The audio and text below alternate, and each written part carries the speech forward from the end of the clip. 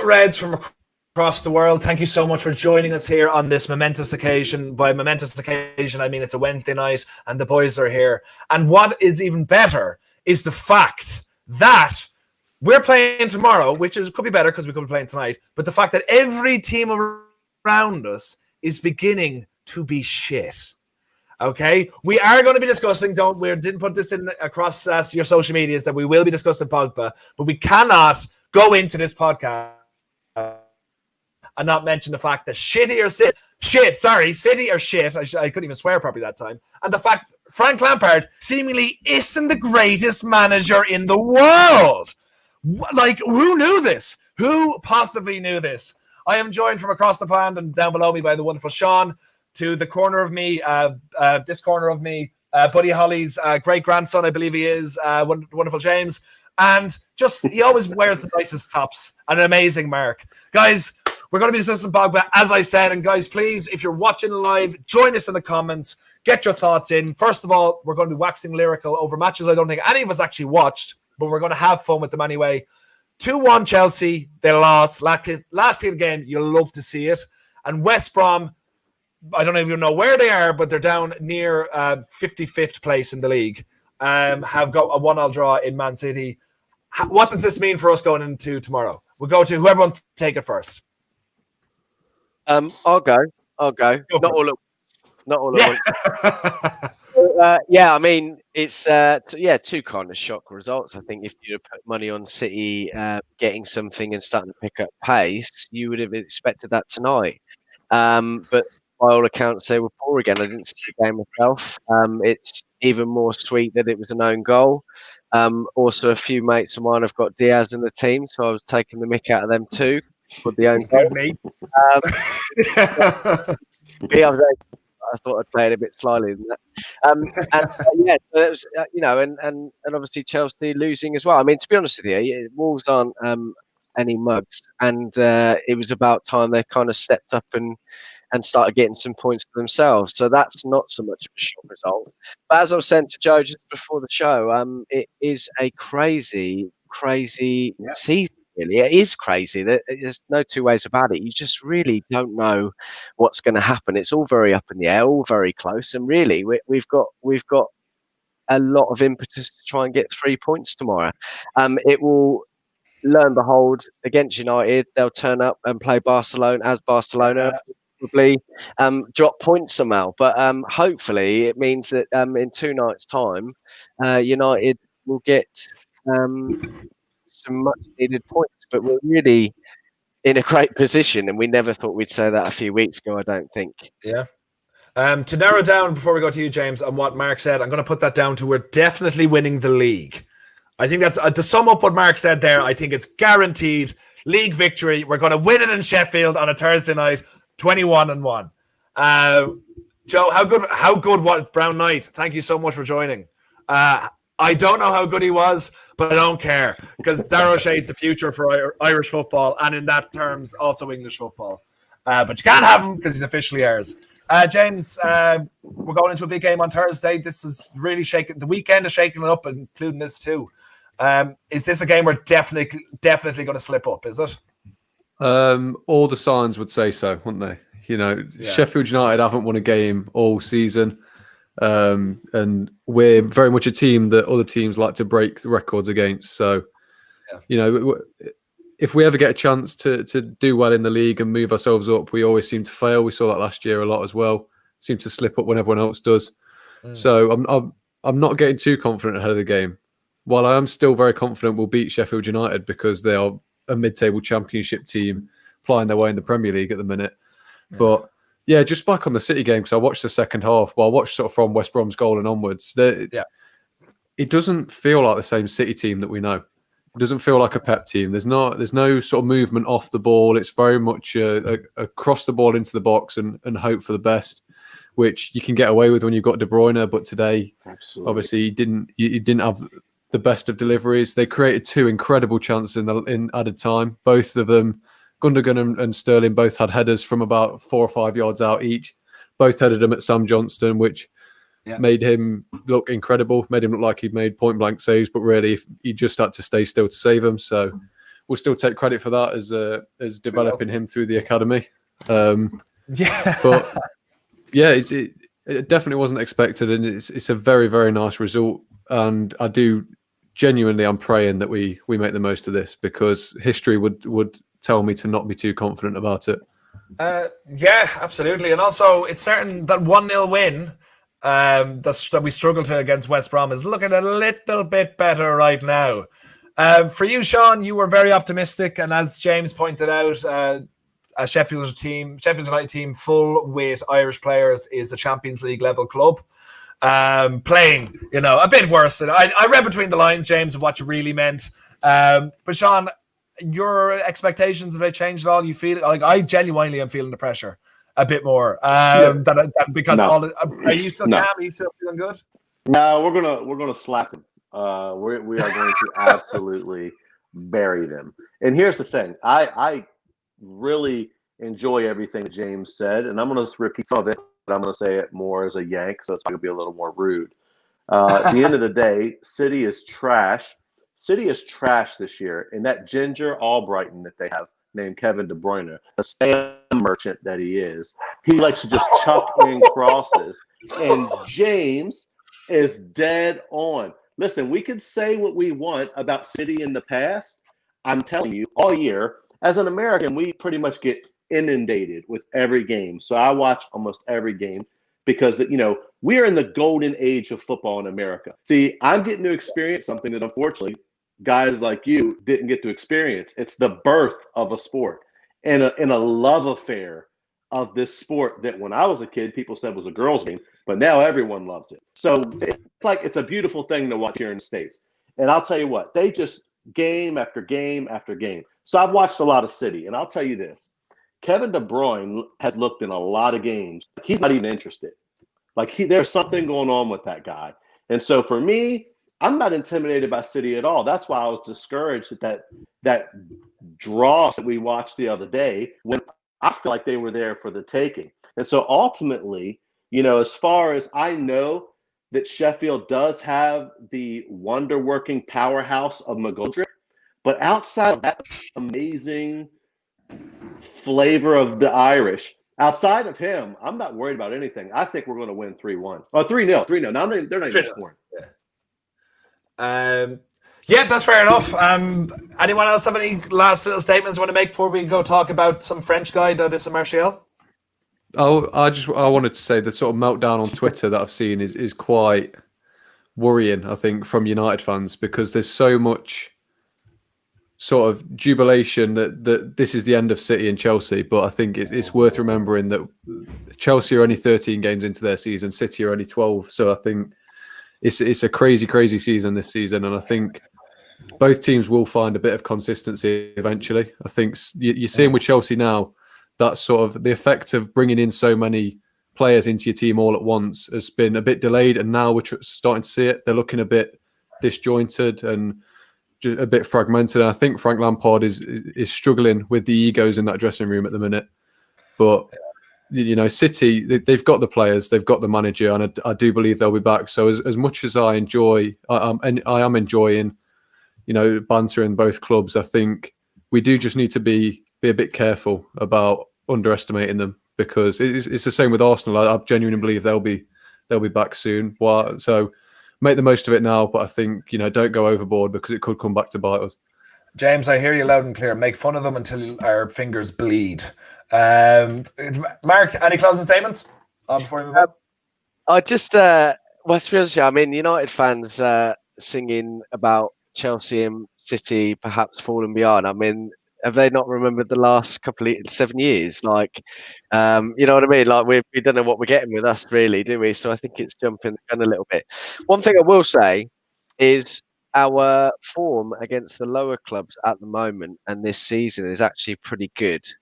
Crystal Palace was the only team that we lost against, and everyone else we've done very well and picked up a lot of points against. So hopefully, going for that record of going a bit, having a bit of worry against the smaller clubs, that won't hit us on the arse tomorrow, and hopefully. Yeah. 1 second. Did your Mike, was it my mic that went weird, or my earphones I'm in, or did you cut out at the end there? I think he did because I couldn't hear him properly. Okay, grand. As long as it's Mark's problem and not mine. You're after muting Mark, I think. No, it should be all right. I've got a little button. Oh, yeah, good now. Yeah, okay. Sound. Okay, right, carry on. Sorry. Sorry. No, yeah, just a few little comments here coming in. Should be dealing with. That's from Kojo. Thanks so much, bro. And this could be a 15-16 season. Absolutely. I wish I was that age again. So let's hope any madness that ends up with us winning the title, I would take that in a heartbeat. But guys, we're all here for one thing. That's to get stinking drunk. But aside from that, it's the topic that I brought you all here for. This is our meeting tonight. We are discussing. I don't know if the mercurial Frenchman is I don't know if that word's a compliment or a negative. Someone in the comments can tell me. But a couple of days ago, we got the first response from our most expensive player in the world. And guys, thanks so much for joining us in the comments, and keep watching and keep tuning in and give your thoughts as well. It's always appreciated. But Pogba has given us the first insight into what has been going on with him over the past couple of weeks anyway, since his agent, Raiola, dropped, I don't want to say a bombshell, because of that agent, you kind of expect it at any time. So with some sort of bomb anyway. But I'll read out the comment now, and then we'll get your guys' thoughts on it anyway. So this is from Paul Pogba's Instagram post from a few days ago. I have always fought and will always fight for Manchester United. My teammates and the fans, blah, blah, is not important. The future is far. Today is what matters, and I am 1,000% involved. Always strong together.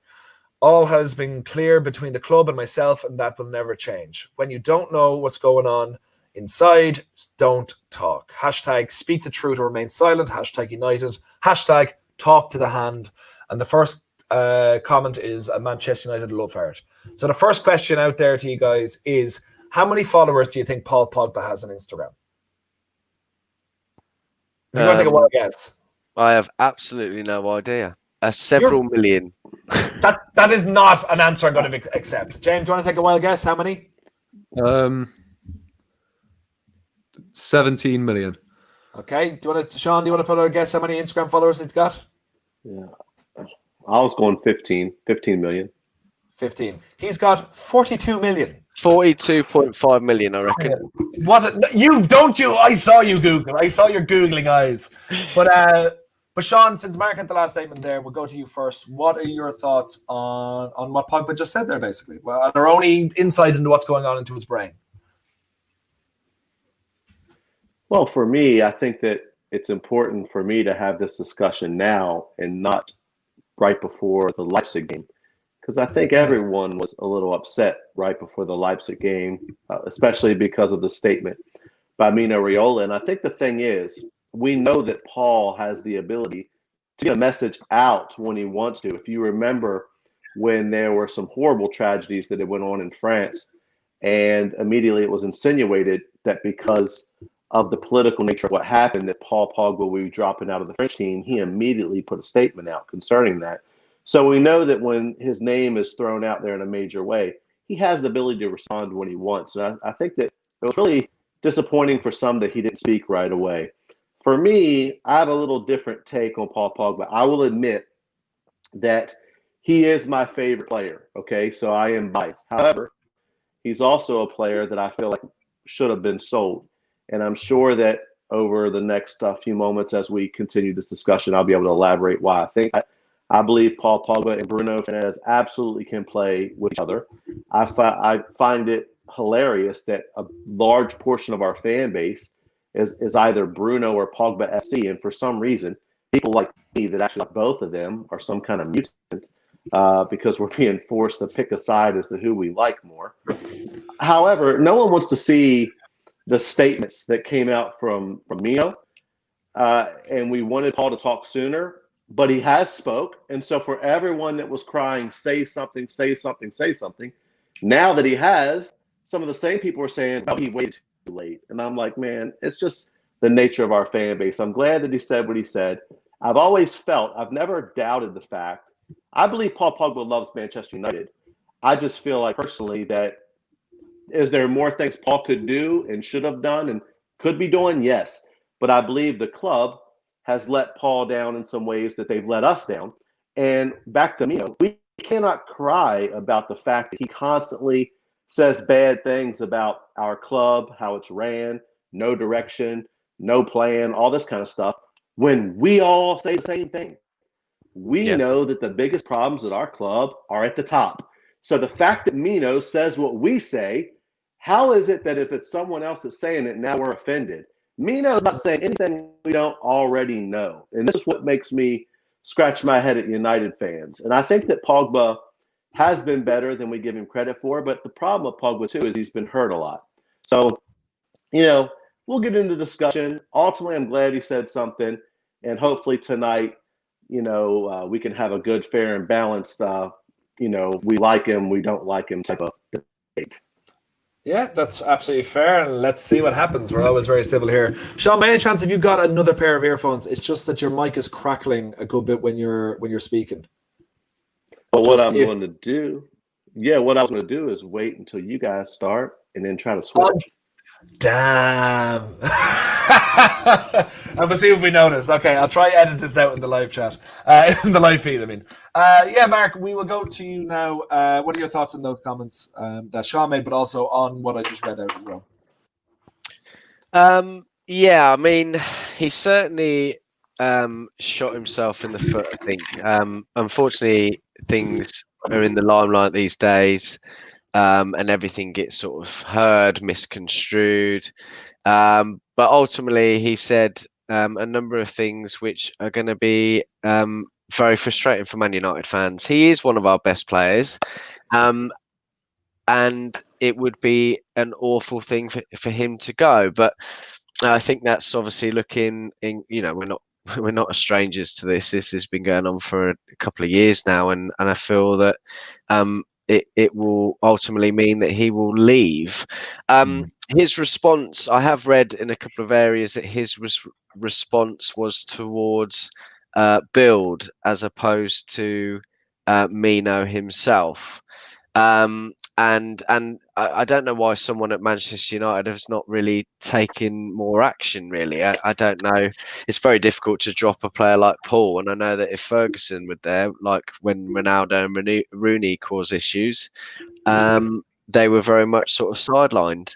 And I'm not saying that that's the right thing to do. It's very difficult. I guess that because things are more in the limelight, as I mentioned earlier, it's very difficult for someone of United stature to perhaps do something like that.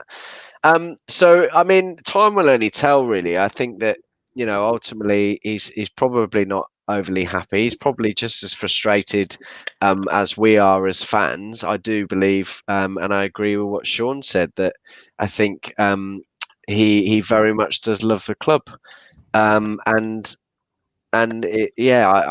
Where do we go?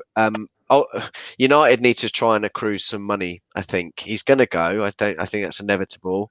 And United now need to. I think actually I said the other week that I feel that this could have played into Man United's hands a little bit. I don't think Manchester United are stupid. I think they know the situation. And going on, what we've seen over the last 4 years, they probably haven't seen him as much as they would have liked. He's been injured quite a bit, and even when he has played the games, we obviously know that he hasn't been what he lived up to. We're actually looking at stats and stuff. He's actually had a better 4 years at United than he did at Juve. So wow. I'm not quite sure where people get this from. Do you know what I mean? It's I'm not sure if they watch the Italian leagues or not, to be honest. It's very easy to quickly point the finger and have a go at any negativity. But I think he needed to come out and say something. How wholeheartedly he's been about it is another thing. But it's inevitable. And to be honest with you, I think we're probably in a relatively good position because we've now got an array of players that are very good in the midfield. We still need to kind of get a defensive midfielder in order for everyone else to be able to play further forward better. And I think that would work for Paul as well. But I think now we've got lots of other players. Bruno's obviously come in and been absolutely magical. I think Van der Beek is probably going to be a nice replacement, perhaps, for him. And I don't think it's something United fans need to be too afraid of now. So we'll see what happens. Yeah, absolutely fair. How do you take yourself off that? Oh, there we are. Yeah, absolutely fair points. And for you, James, can we get a final thought on you on your response to that Pogba Instagram post to his 47 million followers? I don't feel too dissimilar to Sean and Mark, really. I think he can be frustrating, but I think I'd be lying if I said he wasn't my favourite United player, because as much as I love Bruno, I'll always have that sort of connection to Pogba with, it's just when you think about how good he can be, it's impossible not to love him. That we've seen time and time again how good he can be, and that's what makes it so hard for me to not like him, if that makes sense. But I think it's very much a case of he's let us down at times, and we've very much let him down as well. I think it's a very toxic relationship we've now got going on with Paul Pogba. I think he has been good for us, yes. Whether he's been £90 million good, world record fee at the time good, I don't think so. But it goes without saying he has been an incredible player for us at times. And I also think, he isn't a player that should be playing Europa League football every other season at all. I think we've completely let him down on that stage.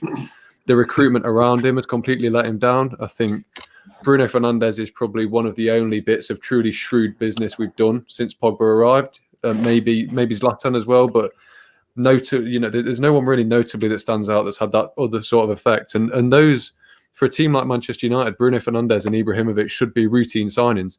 We should be making signings that good every single year, like Sir Alex was doing.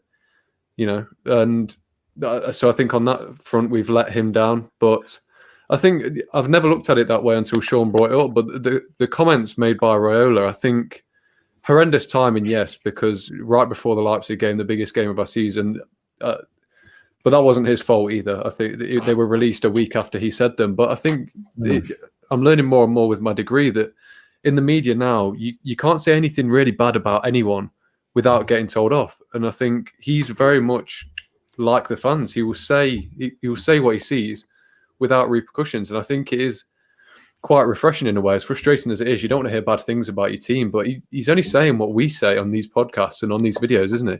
He's only saying, United aren't run well. They're probably not the best club for my client, etc., etc. We don't like hearing him, but it's refreshingly honest. And I get sometimes he can be a pain in the arse, and sometimes he does very bad things. And in a way, I hope we don't have to deal with him again, even though, I would like Erling Haaland at the club. But I think if Pogba goes, it'll be best for him. Whether it'll be best for us, I don't know. I think Van der Beek could step up to the plate because we've already seen he's an incredible player. Whether he'll ever be able to lace Pogba's boots, I don't know. But, I think a move is best for him. I want him to do well. I want him to win a Champions League in his career, and he's not going to do that with United. So, yeah, I think the statement... I've completely avoided your question as well, by the way. Apologies for that. About the statement. I think I can't even begin to tell whether it's genuine or not at this stage. I think no one even knows whether it was about what Raiola said or what Bild said about Raiola or anything. But I just think they're sort of backtracking a bit now. I think his fate's sealed. He'll go on to do wonderful things, and hopefully we'll go on to do wonderful things as well. Hopefully Bruno Fernandes signing and the Van der Beek signing sort of pushes on to make good signings and re-establish ourselves. But yeah, I love Pogba, but for his sake, I can't wait to see the day he leaves Man United so he can go on and do something great with himself. Yeah, absolutely fair points. But everyone made in that statement, even though James sort of got it at the end of his little rant there. But you got there eventually. It's not a marathon, it's a race, I guess. A couple of great comments coming in, guys, and please keep them coming in. One of our go-to guys, Kojo, is in. Raiola has the confidence to speak the rubbish he did before the Leipzig game and for years before, because United, particularly Woodward, have allowed him to work too closely with the club and sign his players. I think he has another comment here that goes on from that. And absolutely, Kojo, he says, Sir Alex Ferguson warned us about Raiola plenty of times years ago, and we let the guy get far too close. I 100% agree with what Kojo is saying, and there's very few things I don't agree with Kojo on. But with that, this really is a bed that we made for ourselves, isn't it? I think that's what you were touching on, Sean.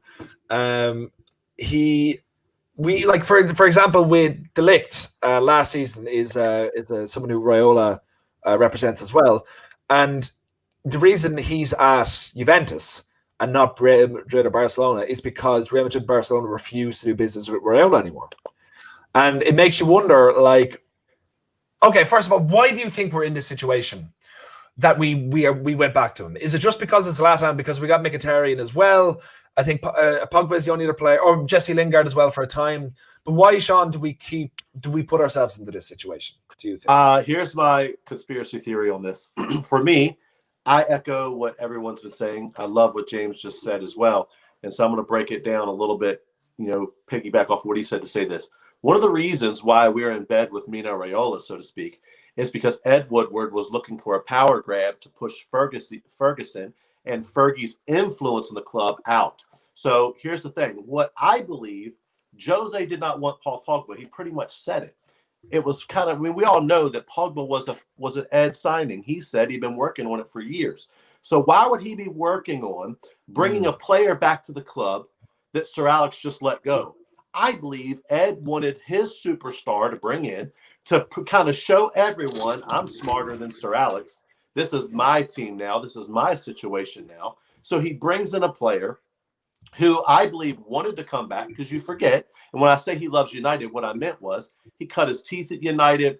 He could have went to Madrid, and he chose to come back to United. And I believe Ed sold him a dream of a midfield built around him, of a project that was going to be ambitious. You remember when we won the Europa League, his Instagram post, Champions League, because he was calling out to his friend Antoine Griezmann, who ended up not coming. And so now here's the thing we have to remember, and you guys made a perfect point talking about Bruno coming in.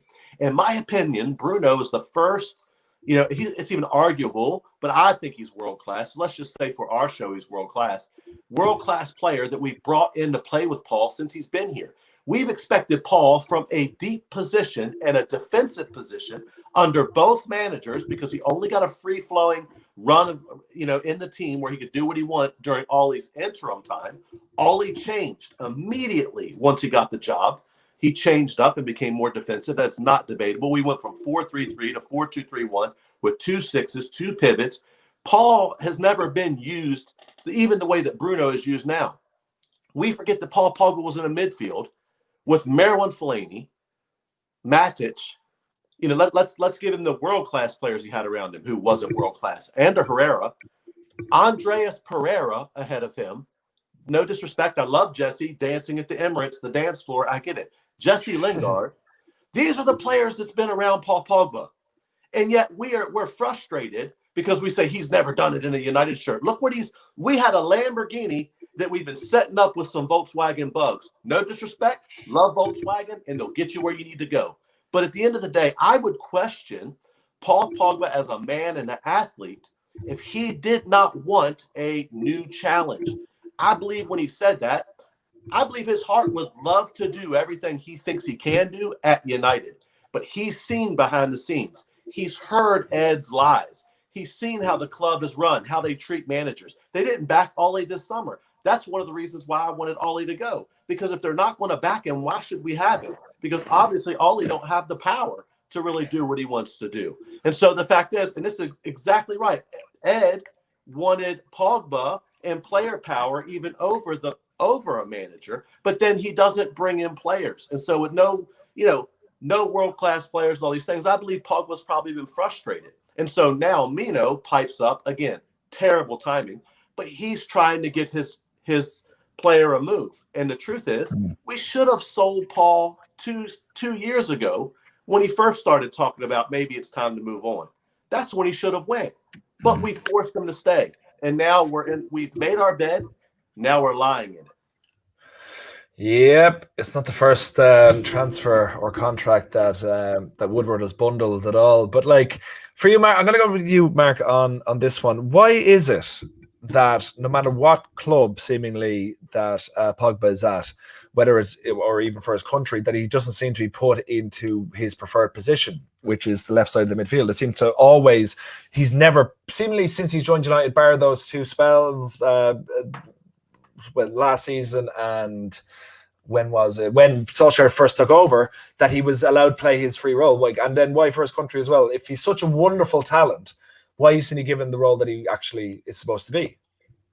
I'm not sure if anyone particularly knows his best role. I think everyone just makes a comparison to how wonderful he was at Juventus, and you know how much influence and all the lovely skills and you know things that he did. But I think to be honest with you, I think he is a little bit defensively frail, and I think that you know further forward is definitely his best positions. But I can't obviously answer that. And who knows? I mean, he's played some wonderful games for France. He was absolutely instrumental for them in the World Cup, and I think he was sort of just allowed to roam. But again, for me, when it comes to United, I think that we're too quick to. I mean, you mentioned earlier about Martial FC and Pogba FC and all of this, and that kind of coincides with building a team around a player, and I don't agree with that.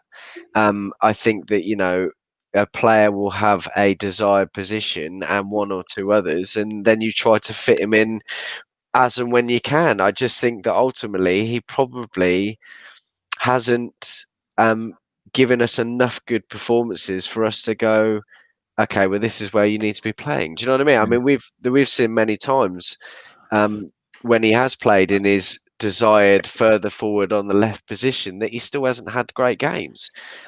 So I think that's not down to the clubs or the national team. I think that's down to Paul. I don't think he's really helped himself in that way. I don't think he's really ever grabbed a position by the scruff of the neck and made it his own. So I know he's had some phenomenal games, but he hasn't been hugely consistent for every team that he's played for, especially United.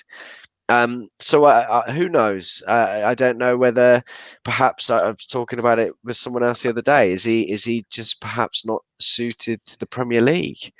You know, the Italian league is a lot slower, a bit more boisterous, but he's incredibly strong. And will that allow him to have that little bit more time on the ball to be able to show his incredible movement, flicks and tricks and passing? You know, so maybe it's just the Premier League that's not quite suited to him. But I think that, you know, he's 27, 28, whatever it is now. I think by now you should probably have an established positioning, know exactly, and everyone should know exactly where you should be played.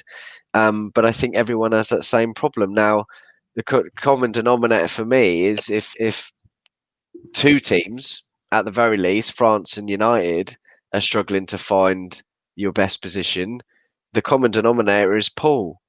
Perhaps it's him. Ooh, I'm gonna James. Luckily, you're up next because Mark's after tearing down your poster boy. Like I love him. I absolutely love him. Mark, you had your time. It's James's time to have a little cry now. Okay. Now, James, I hope you're okay. All right. I hope Mark's big words didn't upset you too much. But I want you. Can you defend the love of your life, Mr. PP? I think you've got mine and Pogba's relationship a little bit misconstrued, but we'll move on from that. I think good save. I think what I will say about him is I saw in the comments and I completely agree with it. The further you can keep him away from our goal, the better he is going to be for your team. I think the problem he has at United at the minute, you saw when Ole first came in, he was played in midfield with Matic and Herrera, two players who were going to sit and do all the defensive work for him while he got forward, and he completely thrived. He's never had a better period in his career, and when he was doing well with France, it was when Kante was in the form of his life. Obviously, Kante has notably dropped off now, and he's not doing the same role.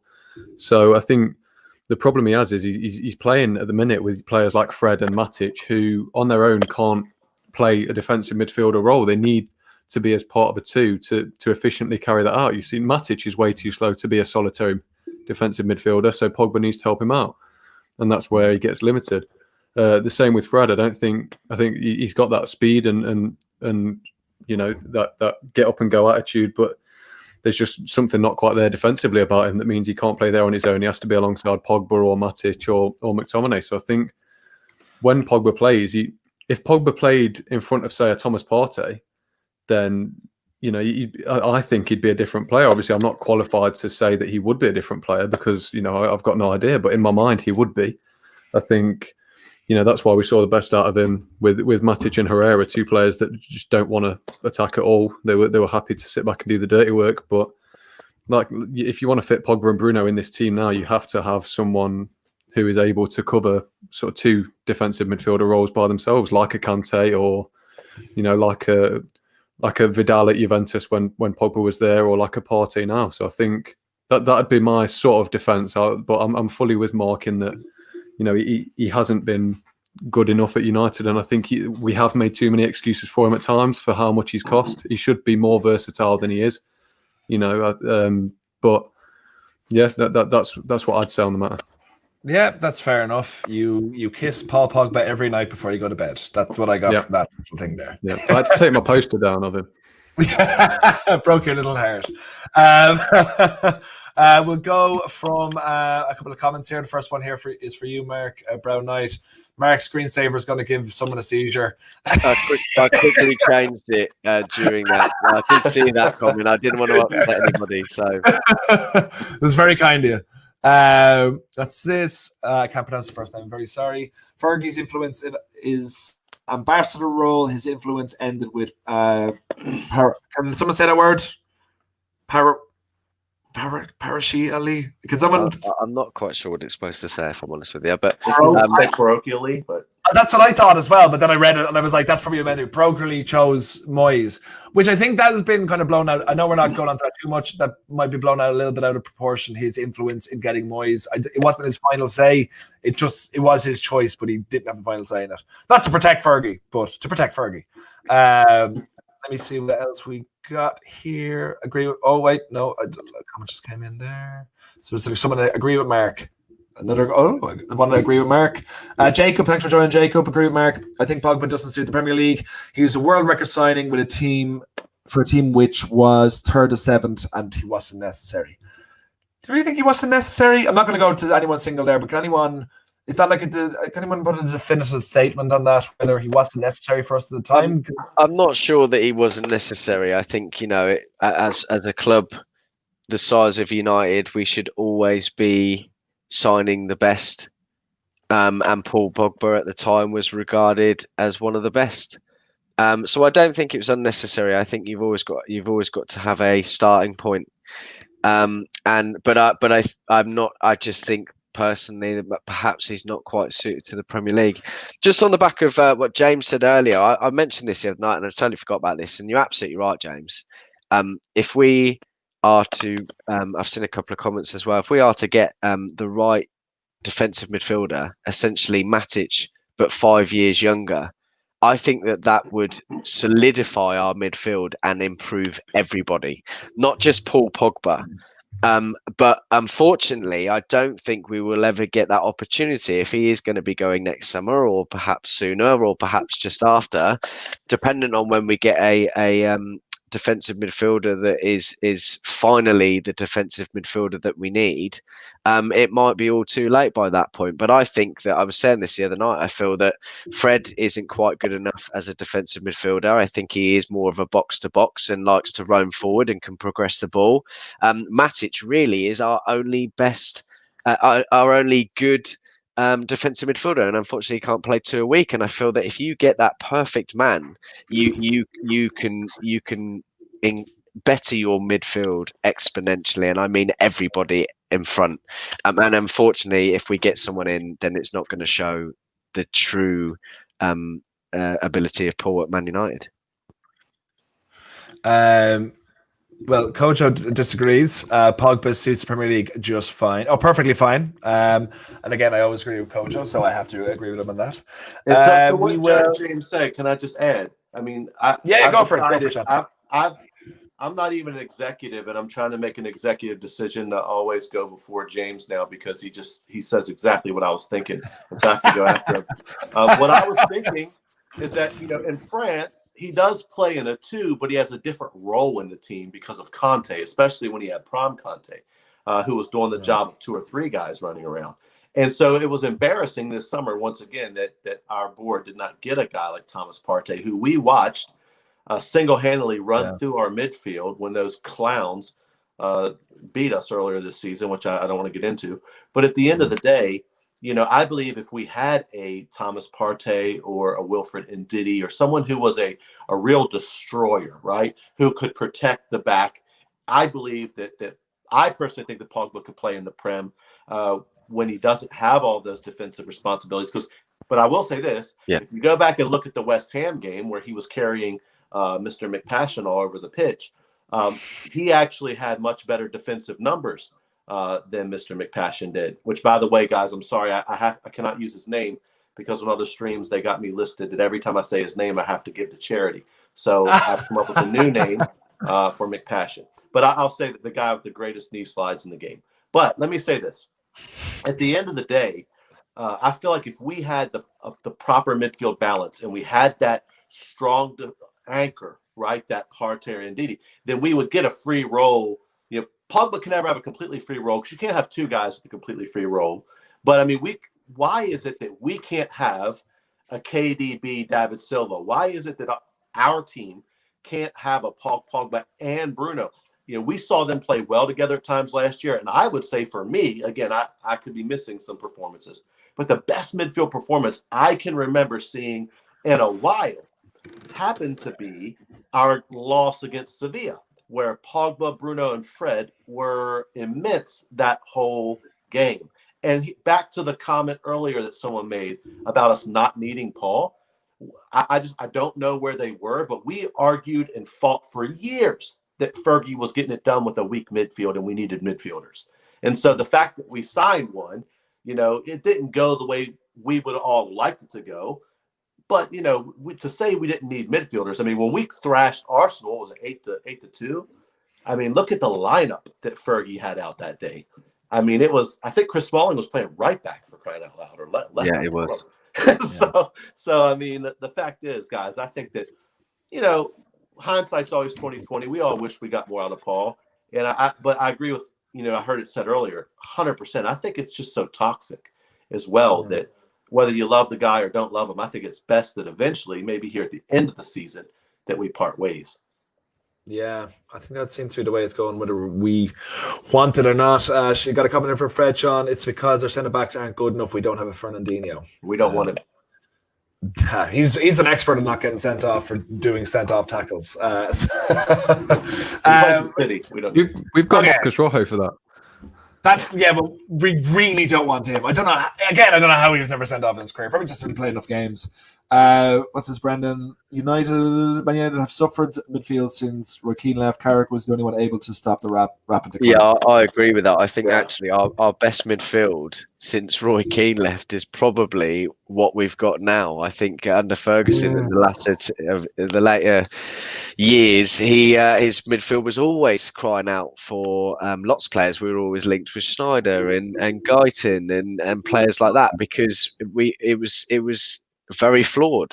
So how Ferguson managed to get the team ticking with that midfield was unbelievable, really. But yeah, I think this is probably the strongest midfield with or without Pogba for a very long time. Yeah, but guys, get your thoughts in the comments over that one as well, and make sure to like and subscribe. And no matter where you're watching it, come to YouTube and watch it instead of where you're watching. Unless you're watching YouTube, then just stick to YouTube. Sorry, I can't believe I got that all out in one breath. Yeah, guys. We can't really mention Pogba. I know we have mentioned his agent at the beginning, but we have to kind of go into a bit more detail for the final 15 minutes. And guys, get your comments and get your thoughts in. If anyone has anything positive to say in the comments about me and Raiola, just leave your address so me and the lads can come find you and beat you up. But we have to discuss the fact what was his comment last week? The week before I have it here. There's no use. This is a comment from Raiola. There's no use ignoring it. it's better to speak honestly, look to the future and not waste time trying to blame people. Paul is unhappy at Manchester United. He can no longer express himself as he wants or in the way that is expected of him. He needs to change. He needs to change team. He needs to change the scene. He has a contract that expires in a year and a half time in the summer of 2022. But I think the best solution would be for him to leave in the next transfer window. Now that's from Raiola. That's kind of the stuff that kicked off everything here. But like, obviously he's an idiot. Like, we can look at him in a row and say he is an idiot, but is he actually one? Like, or is this just a plan? And look, he's not in the position he is representing some of the biggest names in the world for no reason. He's no Mendes. He's not a class act. But is he as bad as we think he is? Mark, do you want to go first? Is he actually a bad agent or a bad person? Is that too deep? Sorry. I mentioned earlier, I feel that with this day and age, I don't think there's anything like bad news, is there? I think ultimately he's thrown a spanner in the works, thrown United and Paul both under the bus, and ultimately he's going to get some money for himself. He's not thinking about anybody else than himself. You're absolutely right. I mean, we've known about Mendes for many years, and he has got. There were times when we were moaning about him. I think way back when he was trying to outlay Ronaldo to Real Madrid. But he's a different kettle of fish entirely, isn't he? I think Raiola chose an awful time to come out with what he said. Right when we were about to play Leipzig, which I don't think had an effect on anything. They must be used to all these things being said all the time. And actually, he was probably our best player against them. So we can't blame that at all. But yeah, I believe he is a bit of a toxic man. I think that there's some people in life, in an agent's role, where he is probably very egotistical. And when you get sort of 40 million from a transfer or whatever it was, I think it was almost 40 million to when he transferred to United. Who can blame him? Do you know what I mean? I'm not saying that gives you the God-given right in order to do that, but you can hardly blame him. Yeah, I mean, if Fergie was right about a lot of things, he was also wrong about a lot of things. But I think he's probably a pretty good judge of character. And those years ago when he was in that interview, we've probably all seen it, and he was asked about Mino, and he said an absolute shitbag. He was probably absolutely right. So I think we probably should learn from Barcelona and Real Madrid. And unfortunately, he's got Haaland as his client. But I think we should probably take a leaf out of their book and really not deal with him again. But again, as I said to you, I think sometimes with Woodward, he loves the drama. He loves that signing. There's no such news as bad news. And if it's creating clicks about United and Pogba and Raiola, they're all going to throw it out there. And unfortunately, this goes back to how United are now ran as a club. And that is part of the poor process. And it's not going to change for a little while, at least. Yeah, it's all shit, isn't it? A couple of great comments coming in, just saying how much of an idiot he is. We'll start with Kojo. It's seriously, fuck Raiola. Absolutely. He did the same as Zlatan at Barcelona, and Zlatan somehow still has him as his agent. He obviously has some appeal despite being a bitch. I think most of the appeal, Kojo, is that the dollar bills he seems to be able to pull out of nowhere for all these players.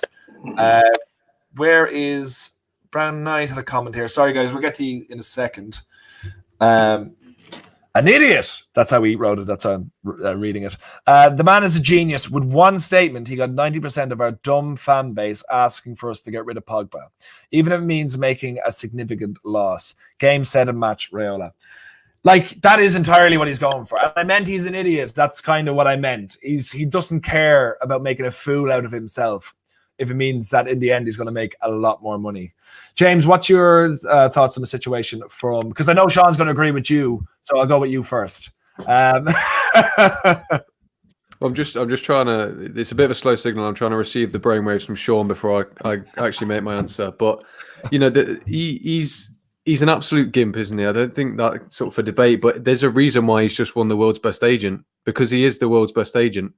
He's absolutely incredible at his job. His job is to make money from player sales and represent players. And like Mark said, he made £40 million from Pogba's move to United alone. That was like, well, I think it was 40 million. That's like a very big percentage of the actual transfer fee itself has gone to the agent. That's unheard of before, like with most other, you know, agents. There we go. And you know, his client list speaks for itself. He's clearly doing well with players. You know, the players are very much on side with him. So, you know, he's the perfect agent. He's clearly mastered the age of social media as well. You know, every fan has an opinion, and every fan is becoming more and more sort of influential to clubs. You know, if there's a big Twitter tirade, you know, like the Glazers out movement, that's picking up momentum because of social media. There's a lot of influence fans can have over social media, and Raiola's playing social media perfectly. It's like I saw in a comment that he's got 90% of the fan base wanting Pogba out. For just something he said. He's timed releasing his statement very well just before the Leipzig game, just to get everything a bit stirred up. And he's doing stuff like this better than any other agent. He's getting his players moves, well, even sometimes if they don't want them, which we have seen before. He maybe didn't want to move, but Raiola's got them to move anyway, secured them a pay rise, secured himself a nice little pay packet, and that's his job done. What more could you ask for an agent? So, I mean, he's such a horrible man to sit and watch take control of your football club like he's doing with ours. But I've got to give him credit. He is the best in the world at doing his job. Yeah, he's a prick, and you're dead right, James, and everything he said. He's the worst agent in the world. He's a horrible human being, and if he's made you stop loving Paul Pogba, then we can curse that man till the last day of his life. Sean, what are your final thoughts on basically your thoughts in general on even Mino Raiola? Do you think he's a fantastic agent and a horrible human being, or a horrible human being and a horrible agent? You know, this whole event actually has changed my mind about him a little bit, to be honest. Because before, I was 100% again wavelength with James here, because I feel like as an agent, he does his job. But here's the thing that surprised me. I used to think, listening to Zlatan and different people speak about him, that he really, really cared about the player and what was best for them first. But this time shows me that he doesn't. I agree with Mark. He cares about the money above everything. He is a genius at what he does. However, the money matters more than anything, or he would not have said what he said about Pogba this way, knowing that it's Paul that gets the majority of the backlash from fans. There's a lot of elements to this. There's, especially in the climate we live in right now, with the with the political climate, the racial climate, all these type of things. And if you think that the racial element hasn't had some role in why some fans feel the way they do about Paul Pogba, if you don't think that's what's happening in some fans' minds, then I have a piece of lakefront property in South Dakota, well, oceanfront, let's put it that way, in South Dakota, that I'll sell you real cheap. At the end of the day, you know, Mino, if he cared about Paul, he wouldn't have said this how he did when he did, because you have to think about your client and what's going to happen to them, not just financially. Yes, financially, he's going to get a payday. Paul's going to get a payday. But Paul's the one that's going to get the majority of the backlash from the fans. It's Paul that, if the fans were there, would be walking up to a young fan to hand him a shirt with a full-grown man cursing at him to get the whatever out of his club and all this kind of foolishness. And I think that Mino doesn't consider that all the time when he makes statements the way he did this time, because it has irreparably damaged Paul with some of the fan base. And it doesn't matter what Paul's statement was. The same statement he came out with, if he did it 5 minutes after Mino's statement, it would not have mattered to a large portion of our fan base, because they've already made up in their minds to hate Paul Pogba for a variety of reasons. So he's not changing it. So Mino, yes, he's a genius at what he does. He's an evil genius. He is a prick, as what's been said. But as I have to echo what the guy says, it's what he's paid to do and to be. He's not paid to make our club better. He's not paid to make us like him. He's paid to make the most possible money he can for himself and his clients. And apparently he's really good at it. And by the way, I'd not be so sure that Holland will end up at City the way everyone keeps saying. Doesn't matter about his dad. I don't know if Pep is ever going to forgive Mino after what he said about him. And I'll just leave it at that. Yeah, that's a very true point. And the thing is, like, no matter we've a question for you, Sean, actually from Brendan. I should have read this first. Hopefully it's would you like Pochettino to be able to deal with Raiola and get the best out of Pogba? Would a manager like Pochettino? What do you think? Well, here's the question: are our managers who deals with Raiola? I would like a manager that had more power in the club and more respect from players, because I don't believe that Ole garners the type of respect. A lot of players love him and they play for him and they fight for him. But I also have watched Bruno yell at the man, telling him to make a substitution, for crying out loud. And so I feel like the fact that, even, no disrespect, because I don't want to get into the Ole debate at all, but I feel like even with this Pogba situation, I believe it showed some player power and manager weakness, because for me, I'm a little older, so I get it. I'm old school. For me, after these statements, you either back Pogba completely or you bench him all the way. You don't like, I would have him rotting in the reserves, but that's just me. And there's no in between. That's how I would do it. However, I feel like a manager like Pochettino, and I know where Brendan's going with this, because he always likes to argue with me on different streams about Poch, because he knows I'm a Pochasexual, as some people have labeled me. But I'll say this, like I said, we do need. At the end of the day, it doesn't matter who manages this club when it comes down to certain elements of player and not manager, but agent power, when we have such a weak board. So it's important that we have the type of manager who holds some kind of weight and strength that can stand up against them. And to be honest with you, if you're asking me, I think that, again, I'm not trying to stir this up. I personally feel like that Pochettino would deal better with Mino than Ole. But I feel like Pochettino, again, without any kind of director of football, he's going to get more out of these players, in my opinion. Yes, the thing about Poch, he needs United as much as United needs him. I'm just, in my opinion, everyone talks of him as the next great, but he hasn't done it yet. But we all kind of know, if he goes to United, in my opinion, or especially Madrid or Juve, he's going to win. All right, eventually he's going to win. So I'd rather him be our guy that we make than us buy somebody else's that's already been made, because that didn't go so well with us. But anyway, we're not here to talk about him. Yeah, Brandon, you debate a little bit though. I know. Yeah, he did make it. You made him very happy because he got you debating. But for the final topic on this, we have one more small thing to say before we close out tonight. But before we finish that up, guys, Mark, we'll go to you first, and we'll go James, and then Sean. I won't focus in on you. We'll just say generally. Are we seeing Pogba in United shirt for going last time this January, or it'll be the summer, or will he see out his contract? Which way do you think? I think he will be gone before that. I can't see him staying any longer than the summer. I mean, it's a difficult one, because it could well be that Raiola is just gunning for a new contract. Oh, good. Who knows? This isn't the first time he's done that. I'm not saying that that's going to happen, but that's a very high possibility. So who knows? But I think United would be silly not to get rid of him. And I think that we need to probably get rid of him sooner rather than later to try and accrue as much money as possible. But then, is that going to be reinvested in someone else as a replacement? That's the next thing. So I think he won't see it. I think we'll get money for him. I think United are a lot more savvier than we give them credit for. They're a business. They're actually run as a business incredibly well. They are not going to allow his contract to run down. So I think he will be gone in the summer. Yeah. Okay. James, for you? The way things are going, he's gone in the summer, no doubt. I think as things stand, it's best for the club and it's best for him if he goes in the summer. He doesn't want to waste an extra year of his career, and we don't want to lose out on the £50-odd million price tag that we'd receive. But I think if the United board were in any way competent, they'd look at this season so far and they'd go out and sign a solid defensive midfielder to free Pogba up, because with the league as it is, anyone in the top 10 right now could win the league. And that I know that might be a ridiculous statement, but that's lucky we're ninth then, isn't it?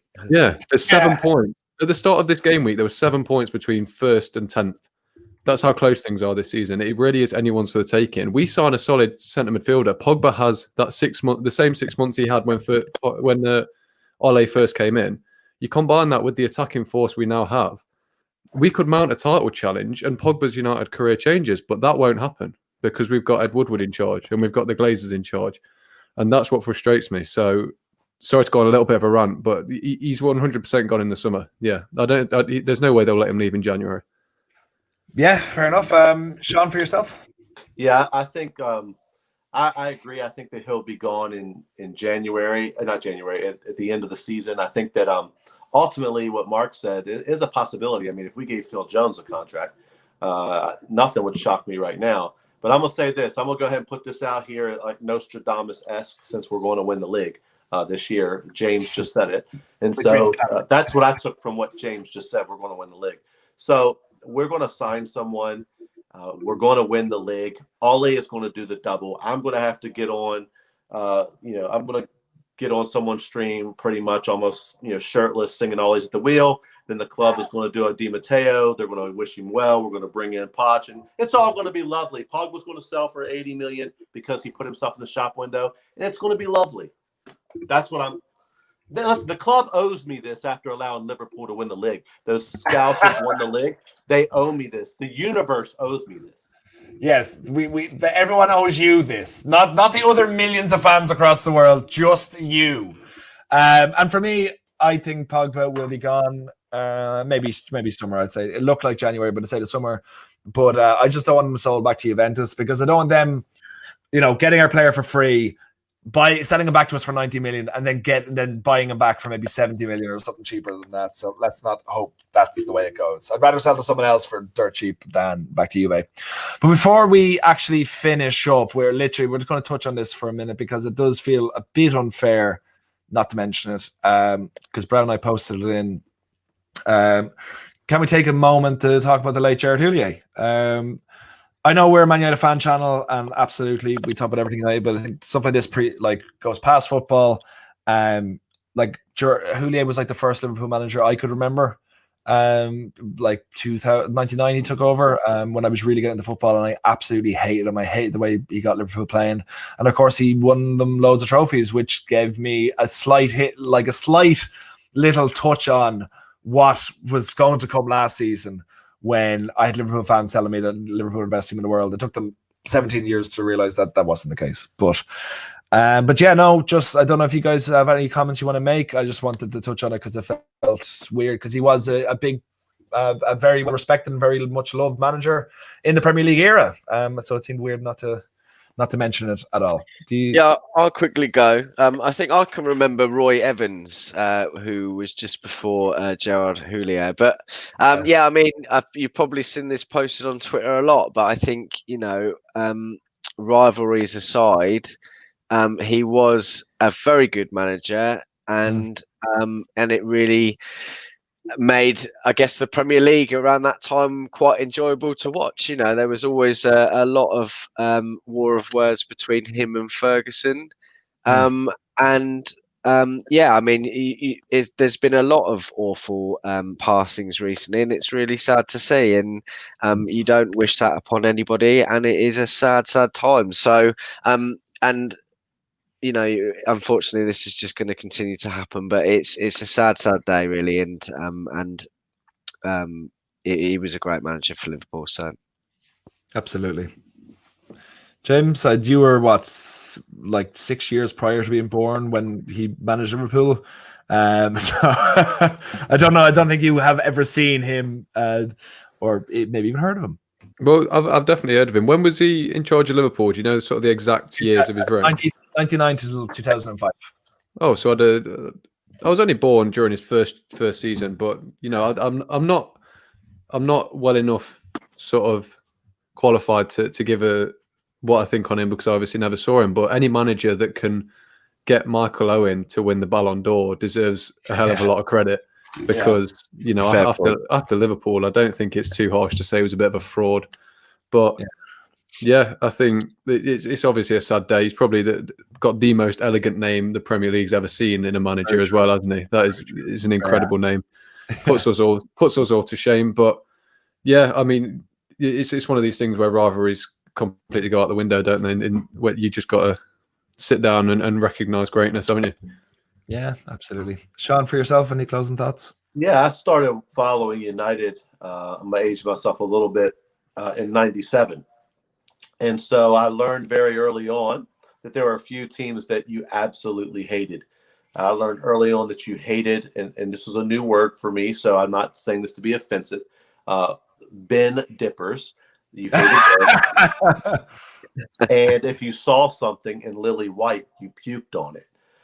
So I learned early on you hate Liverpool and you hate Leeds. And at the time you didn't really hate City because they hadn't been good since like the 60s and 70s in the Rodney Marsh era, and they hadn't even been became a club again. So at the end of the day, for me, I feel like rivalry aside, obviously we have to give respect where it's due. He was a solid manager, and just share one story I heard about him. And before we go, I heard a journalist speaking about how he was such a gentleman behind the scenes and how he treated people. And he said that he had wrote this piece about their club and how terrible their signings were. And it was actually running on the television. And before the match, the Liverpool players and the manager were actually sitting there getting ready, and it was on the screen. And they were listing the players like, this guy's rubbish, this guy's terrible, what were they thinking, and all this and that. And he said that the journalist was like, I kind of felt bad that I found out they were watching it. He said, then later they actually ran into each other. And he said, I went to apologize, and he stopped me. And he said, you were just doing your job. And he said, at the end of the day, some of them were bad signings. So, hey, it is what it is. And he said they were just great friends since then. And so, I just can't say anything else after that. You had to pop that comment up. So, ultimately, our thoughts and prayers goes out to him, his family, and all of those, rivalry aside. But, rivalry in, you still didn't win the league with them, and it's a Premier League. So anyway, yeah, that's true. That's true. And this is what the comment I actually meant to bring up for Fred. He was part of Cantona joining United, legend for that loan. Basically, what happened was he was basically kicked out of France. The national team kicked out of Nims as well, and he was a free agent. Effectively, every club was trying to get rid of him, and he convinced them to go to Leeds. So if Julia didn't convince Cantona to go to Leeds, he would never ended up at United, and he never would have, helped us win the league in one respect. So thanks very much. But yeah, absolutely, rivalries don't count on days like this. Julia was a really wonderful manager and even better human being. And the thoughts from all of us are with his family and with his close one at this very sad time. But for us, from myself, Mark, Sean, James, thanks so much for joining us here tonight, guys. We had a wonderful discussion talking Pogba. Thank you so much for everyone in the comments. Joe, can I say something before we go? Okay. Just to end it on a positive note, this is going to be my last show as a teenager, probably. Oh! So if we can get a win against Sheffield United as a birthday present, then we're all happy. When is your birthday? Birthday, bro. Friday. Okay, I don't think he'll be on again. So guys in the comments, make sure to follow James. But here we go, guys. Happy birthday to you. Happy birthday to you. Happy birthday on Friday to James. Happy birthday to you. You know what? You know what, Joe? Next time I have my birthday, I'm getting you to sing again. That was angelic. This is when we find out that it's also Sean's birthday because we're that deeply connected. I was born on February 6th. I had no choice but to. Name drop. Yeah, absolutely. His is on Thursday. Okay, guys, thank you so much for joining. As I said, make sure to follow you guys on their social media accounts and stuff like that. And just you have a good week. And when I see you guys next, we'll all be 3 points older. So, guys.